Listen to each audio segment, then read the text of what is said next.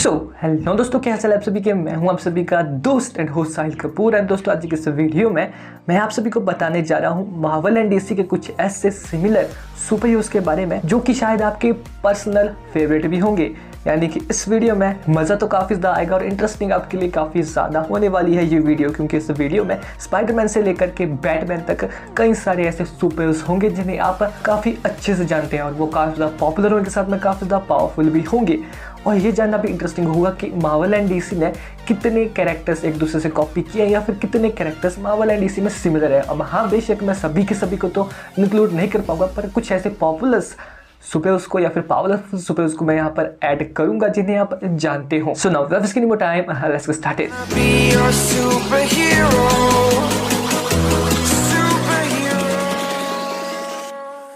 दोस्तों, वीडियो में आगे बढ़ने से पहले जैसा कि आप सभी को पता ही है कि मेरी आप सभी से सिर्फ एक ही रिक्वेस्ट रहती है कि अगर आपने अभी तक चैनल को सब्सक्राइब नहीं किया तो यार कर देना, साथ में जो बेल आइकन दिख रहा है उसे भी प्रेस करके ऑल पे सेलेक्ट कर लेना। अगर ऑलरेडी सब कर लिया है सो थैंक्स। नाउ अब बात करते हैं मार्वल एंड डीसी के सिमिलर या फिर आप कह सकते हैं कुछ कॉपीड सुपरहीरोज के बारे में। शुरू करते हैं Doctor Strange and Doctor Fate से। अब जो डॉक्टर स्ट्रेंज है उनकी फर्स्ट अपीयरेंस मार्वल में हुई थी स्ट्रेंज टेल्स के इशू नंबर 110 में, जो कि पब्लिश हुई थी जुलाई 1963 को। अब इस कॉमिक में मार्वल में सबसे पहले डॉक्टर स्ट्रेंज को इंट्रोड्यूस करवाया गया था। वहीं अगर बात की जाए डॉक्टर फेट की फर्स्ट अपीयरेंस के बारे में, सो डीसी में डॉक्टर फेट की फर्स्ट अपीयरेंस हुई थी मोर फन कॉमिक्स के इशू नंबर 55 में और ये पब्लिश हुई थी मई 1940 को। अब यहाँ पर मैं ये तो कहना नहीं चाहूंगा कि कौन किसका कॉपी है, पर हाँ ये जरूर कहूंगा कि जो डॉक्टर फेट है डीसी कॉमिक्स के, उन्होंने मार्वल कॉमिक्स के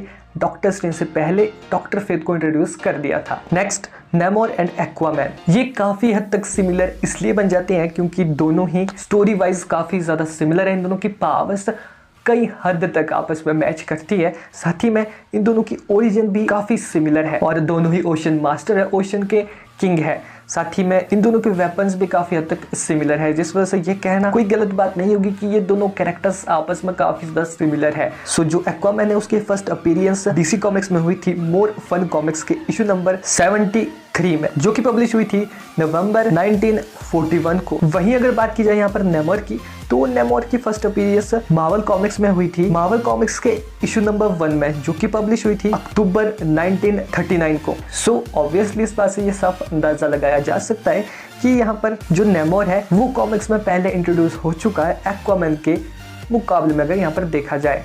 साइबॉर्ग एंड डेथलॉक। अब साइबॉर्ग एंड डेथलॉक ये दोनों जो सुपर हीरो कैरेक्टर्स है मार्वल एंड डीसी के, दोनों आपस में काफी हद तक मैच करते हैं, चाहे हम इनकी पावर्स की बात करें या फिर इनकी ओरिजिन की या फिर इनके लुक की। ये काफी हद तक सिमिलर है, बट इन दोनों में से आप सभी को पता है कि जो साइबॉर्ग है वो ज्यादा पॉपुलर है। सो जो साइबॉर्ग है उसकी फर्स्ट अपीयरेंस डीसी कॉमिक्स में हुई थी डीसी कॉमिक प्रेजेंट्स के इशू नंबर 26 में, जो कि पब्लिश हुई थी अक्टूबर 1980 को। वहीं अगर बात की जाए डेथलॉक की, सो उसकी फर्स्ट अपीयरेंस मार्वल कॉमिक्स में हुई थी डेथलॉक के इशू नंबर 1 में, जो कि पब्लिश हुई थी जुलाई 1990 को। सो इस बात से ये पता चलता है कि जो साइबॉर्ग है वो डेथलॉक के मुकाबले में पहले इंट्रोड्यूस हो चुका है कॉमिक्स में। Iron Man and Rocket Red. So आप सभी को पता होगा कि जो आयरन मैन है वो बिलोंग करता है मार्वल कॉमिक्स से, वहीं जो रॉकेट रेड है वो बिलोंग करता है डीसी कॉमिक्स से।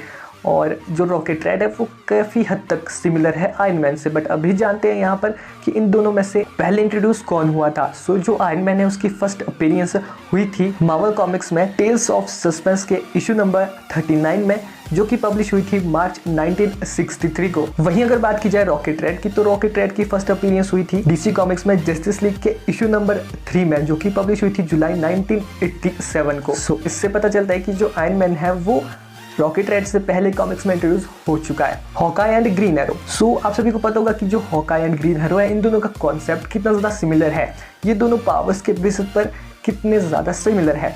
बट अभी जानते हैं कि इन दोनों में से पहले इंट्रोड्यूस कौन हो चुका है कॉमिक्स में। सो जो हॉकाई है उसकी फर्स्ट अपीयरेंस मार्वल कॉमिक्स में हुई थी टेल्स ऑफ सस्पेंस के इशू नंबर 57 में, जो कि पब्लिश हुई थी सितंबर 1964 को। वहीं अगर बात की जाए ग्रीन एरो की, तो ग्रीन एरो की फर्स्ट अपीयरेंस डीसी कॉमिक्स में हुई थी मोर फन कॉमिक्स के इशू नंबर 73 में, जो कि पब्लिश हुई थी नवंबर 1941 को। जो ग्रीन एरो है, इस बात से ये साफ पता चलता है कि वो हॉकाई से पहले इंट्रोड्यूस हो चुका है कॉमिक्स में। Next, captain America and guardian. So captain America जो कि बिलोंग करते हैं मार्वल कॉमिक्स से, उनके बारे में तो आप सभी को पता ही होगा, बट यहाँ पर जो गार्डियन है उसके बारे में आप सभी को पता नहीं होगा। तो ये भी काफ़ी हद तक सिमिलर है कैप्टन अमेरिका से, और ऑब्वियसली ये डीसी कॉमिक्स का एक कैरेक्टर है और ये लुक वाइज भी काफ़ी ज़्यादा सिमिलर है कैप्टन अमेरिका से। यहाँ तक कि इसके पास एक कैप्टन अमेरिका की जैसी शील्ड भी है। बट इन दोनों में से पहले कौन इंट्रोड्यूस हुआ था कॉमिक्स में, अभी इस बात को जानते हैं, क्योंकि जो कैप्टन अमेरिका है उनकी फर्स्ट अपीयरेंस हुई थी मार्वल कॉमिक्स में कैप्टन अमेरिका कॉमिक्स के इशू नंबर 1 में, जो कि पब्लिश हुई थी 1941 को। वहीं जो गार्डियन है उसकी फर्स्ट अपीयरेंस डीसी कॉमिक्स में हुई थी स्टार स्पैंगल कॉमिक्स के इशू नंबर 7 में, जो कि पब्लिश हुई थी अप्रैल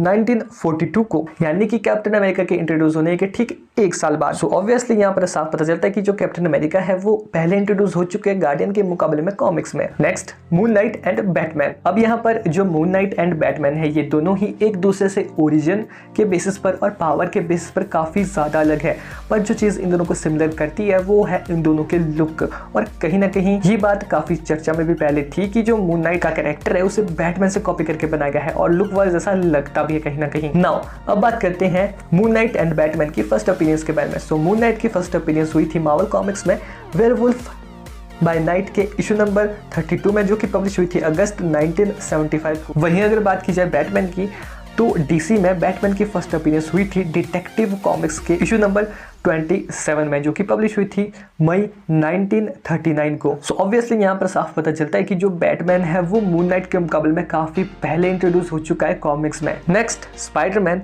एंड साइडवेज। सो जो साइडवेज है उसे डीसी का स्पाइडरमैन भी कहा गया है, और जब साइडवेज को इंट्रोड्यूस किया गया था डीसी कॉमिक्स में तो इसे स्पाइडरमैन का कॉपी भी कहा गया था। बट जो स्पाइडरमैन एंड साइडवेज है, इन दोनों की जो ओरिजिन है और जो स्टोरी है वो उतने ज़्यादा सिमिलर तो नहीं है, और पावर के बेसिस पर तो ये दोनों ही पूरे के पूरे डिफरेंट है।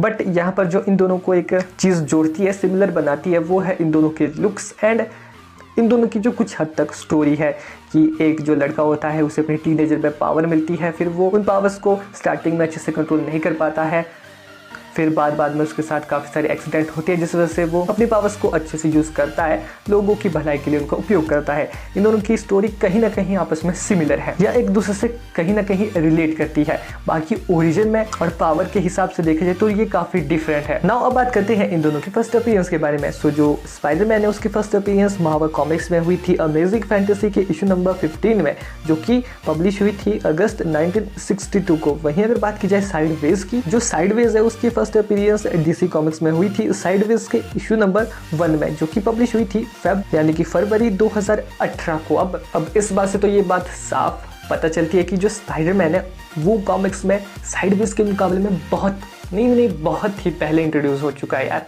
सो बस यार आज की इस वीडियो में इतना ही, क्योंकि अब इससे ज़्यादा एक्सप्लेन कर दिया तो वीडियो काफ़ी ज़्यादा लंबी बन जाएगी और लंबी नहीं बनानी है वीडियो, फिर आप देखोगे नहीं व्यूज़ डाउन जाएंगे तो फ़ायदा क्या हुआ फिर। अभी बच्चे तो बहुत सारे कैरेक्टर जैसे कि Wolverine, Timberwolf, Deadpool, Deathstroke, Black Panther, Red Lion, साथ ही में कुछ और मार्वल डीसी के ऐसे कैरेक्टर्स जो काफ़ी हद तक सिमिलर है जैसे कि Nova Corps, Green Lantern, X Men, Doom Patrol and ऐसे भी और कई सारे कैरेक्टर्स टीम्स जो कि काफ़ी हद तक आपस में सिमिलर है, बट अभी यहाँ पर वो इंक्लूडेड नहीं हो पाई। उनका रीज़न यही है कि वीडियो लंबी नहीं करनी है, ठीक है, वीडियो नहीं लंबी करनी है मुझे अभी, तो इस वजह से मैं यहाँ पर इसको क्लोज कर रहा हूँ। नेक्स्ट पार्ट इसका ज़रूर आएगा। अगर आप इस पार्ट पे अच्छा रिस्पॉन्स दिखाती हैं, कमेंट बॉक्स में बोलते हैं कि यार नेक्स्ट पार्ट लाओ, तो बस यार आज के इस वीडियो में इतना ही, काफ़ी मेहनत लगी वीडियो बनाने में, तो यार बी श्योर कि आप वीडियो को लाइक शेयर सब्सक्राइब कर दें, और बस यार मिलते हैं नेक्स्ट में, तब तक बैठ गए बाय। अगर किसी नए टॉपिक का सजेशन हो तो वो भी कमेंट बॉक्स में देना सुना बैठ गए, बाय।